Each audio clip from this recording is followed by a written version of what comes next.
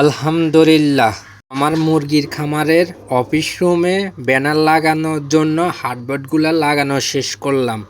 আলহামদুলিল্লাহ। Hello everyone, আসসালামু আলাইকুম। সবাই কেমন আছেন? আশা করি সবাই ভালো আছেন। আমিও ভালো আছি আলহামদুলিল্লাহ। আমার খামার নিয়ে আরেকটা নতুন ব্লগ ভিডিও নিয়ে আপনাদের মাঝে হাজির হয়েছি। আমি সাকিব। এভরিওয়ান, আপনাদের কি মনে আছে আমি গত ভিডিওর মধ্যে জানাইছি যে আমার অফিস রুমের দরজার মধ্যে কিভাবে আমি আমার খামারে ব্যানারগুলা লাগাইছি এবং এভরিথিং আপনাদের মাঝে আমি শেয়ার করছি। ভিউয়ার্স, এই যে দেখুন, এটা হচ্ছে আমার খামারে অফিস রুমের দরজা এবং আমার খামারের দক্ষিণ পাশে যে খামারে ব্যানারটি লাগাইছি, এই যে দেখতে তো পারছেন, এই যে আমার খামারের ব্যানারটি আমার খামারের দক্ষিণ সাইডের বেড়া যেটা ওয়ালের সাথে আমি এটা লাগাইছি। এই যে দেখুন, আপনাদের মাঝে আমি এখন বাইরের সাইডে দিয়ে দেখাচ্ছি।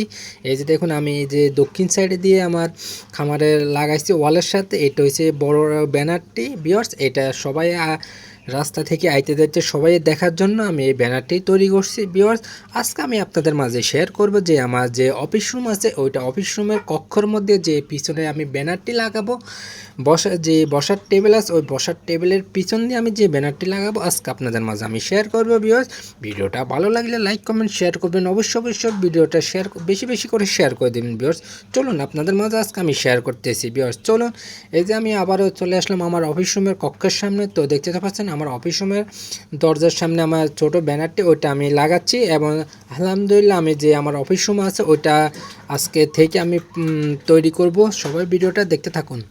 এভরিওয়ান, আমার হাতেতে এটা দেখে বুঝছেন তো আমি আজকে আপনাদের মাঝে কি নিয়ে শেয়ার করব। হ্যাঁ ভিউয়ার্স, আমি আজকে আপনাদের মাঝে শেয়ার করব যে আমার হাতে যে ব্যানারটি দেখছি এইটা আমার ব্যানারটি আমার অফিস কক্ষর অফিস রুমে আমার এই যে পিছনের যে দেওয়ালটি আছে এই দেওয়ালটি আমি আজকে লাগাবো। আর এটা আমার এখানে টিকি টেবিল আনবো, চেয়ার আনবো। তো এটা একটা অফিস কক্ষ হবে। তো আমার অফিস কক্ষের মধ্যে যে মানুষগুলো আসে বসবে ওইটার জন্য আমি সুন্দরভাবে এখানে একটা আমি অফিস কক্ষ বানাবো। ভিউয়ার্স, এখানে আমি ব্যানারটি তৈরি করব। তো চলুন, আমি আজকে আমার ব্যানার লাগানোর জন্য আমি কি সরঞ্জাম এবং কেমনে কি লাগাবো আপনাদের মাঝে আমি ফুললি এই প্রথম পর্বতে দেখাবো এবং তৃতীয় পর্বতে আপনাদেরকে দেখাবো আমি কিভাবে ব্যানারটি তৈরি করি। এবং এটা হচ্ছে প্রথম পর্বতে আপনাদেরকে আমি জানাবো যে আমি ব্যানার লাগানোর জন্য যে হার্ডবোর্ডগুলো আছে ওই হার্ডবোর্ডগুলো আপনাদের মাঝে আমি আজকে কীভাবে লাগাচ্ছি দেখাবো। ভিউয়ার্স, সবাই ধৈর্য ধরে ভিডিওটা দেখতে থাকুন। ভিউয়ার্স,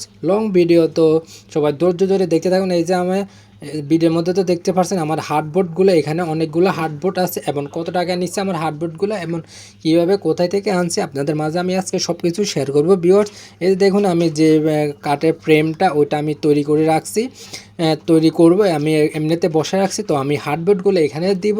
এই যে ভিডিওর মধ্যে তো দেখতে পাচ্ছেন এবং আমার হাতে তো দেখতে পাচ্ছেন। ভিউয়ার্স, আমি যে হার্ডবোর্ডগুলো আমি এখানে দিব।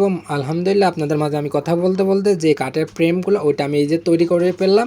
আমি হার্ডবোর্ডগুলো এখন সুন্দর করে এখানে জলে দিয়ে এবং প্যারাক দিয়ে সুন্দর করে বসাই দিব। ভিউয়ার্স, আপনাদের মাঝে আরেকটা গুরুত্বপূর্ণ কথা বলি যে ওই পাশে দিয়ে তো আপনারা একটা হাঁক দেখতেছেন, এই যে আমি টিন দিয়ে রাখছি ওইটা আমি যেন বৃষ্টির ভিতরে বৃষ্টি না ঢুকে আমার হার্ডবোর্ডগুলো এবং ব্যানারগুলো যেন না ভিজে আমি ওই কারণে টিনগুলো দিলাম। এই জন্য আলহামদুলিল্লাহ আপনাদের মাঝে আমি কথা বলতে বলতে আমার অর্ধেক হার্ডবোর্ডগুলো লাগানো শেষ হয়েছে। তো ভিউয়ার্স, এই ভিডিওটা এই পর্যন্ত, ভিডিও শেষ পর্যন্ত চলে আসলাম। এখন বিদায় নেওয়ার ফলে আসসালামু আলাইকুম রহমতুল্লাহি ওয়া বারাকাতুহু। সবাই ভালো থাকবেন। দ্বিতীয় পর্ব ব্লগ ভিডিও নিয়ে আপনাদের মাঝে আমি হাজির হব। আমি সাকিব। দ্বিতীয় পর্বতে আপনাদেরকে আমি দেখাবো কিভাবে আমি আরও অনেক কিছু কাজ করতেছি। এখানে আমি ব্যানার লাগাবো। তো সবাই ভালো থাকবেন।